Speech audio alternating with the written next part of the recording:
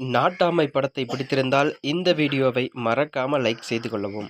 நாட்டாமை படத்தில் வரும் நடிகை ஞாபகம் இருக்கா? அவங்க இப்போ எப்படி இருக்காங்க தெரியுமா?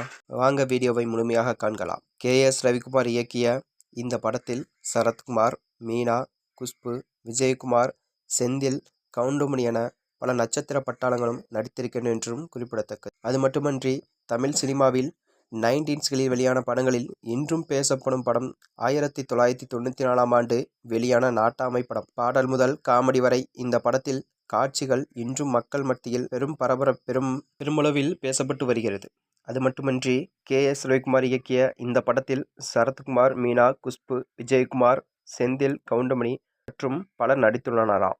நாட்டாமை படத்தில் செந்தில் தந்தையாகவும் கவுண்டமணி மகனாகவும் இவர்களுக்கு இடையே நடக்கும் காமெடி இன்றும் ஃபேமஸ் தான் மக்கள் மத்தியில். கவுண்டமணிக்கு பெண் பார்க்கும்போது இந்த இடத்தில் உள்ள பெண்களிடம் சில்மிஷம் காட்டும் தந்தை செந்திலை பார்த்து டே தகப்பா என்று கவுண்டமணியை கோபப்படும் காட்சிகள் இன்று பார்த்தாலும் வயிறு குலுங்க சிரிக்க வைக்கின்றன. அது மட்டுமன்றி அப்படி நாட்டாமை படத்தின் மிக்சர் காமெடி இன்று பல மீம்களுக்கு தீனி போட்டு வருகிறதாம். அந்த காட்சிகளில் பெண் பார்க்க செல்லும் கவுண்டமணிக்கு பெண்ணை மிகவும் பிடித்துவிடும். ஆனால் எல்லாம் ஓகே ஆகி வரும் சமயத்தில் செந்தில் பிளாஷ்பேக் சென்று பெண்ணின் தாயுடன் தொடர்பை சொல்ல கடைசியில் பார்க்க போனால் பெண் கவுண்டமணிக்கு தங்கை முறையாகிவிடும் என்றும் இந்த காமெடியில் மஞ்சள் புடவை கட்டி வரும் அந்த பெண்ணை நினைவிருக்கிறதா?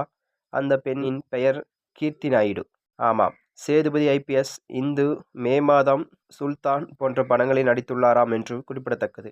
தமிழ் மட்டுமல்லாமல் தெலுங்கு, இந்தி படங்களிலும் இவர் நடித்துள்ளார் என்றும் சொல்லப்படுகிறது. தனது சமூக வலைதள பக்கங்களில் புடவையில் கவர்ச்சி காட்டும் புகைப்படங்களை பகிர்ந்து வரும் இவரின் ரீசன்ட் போட்டோக்கள் இணையதளத்தில் பெரும் வைரலாகி வருகிறது.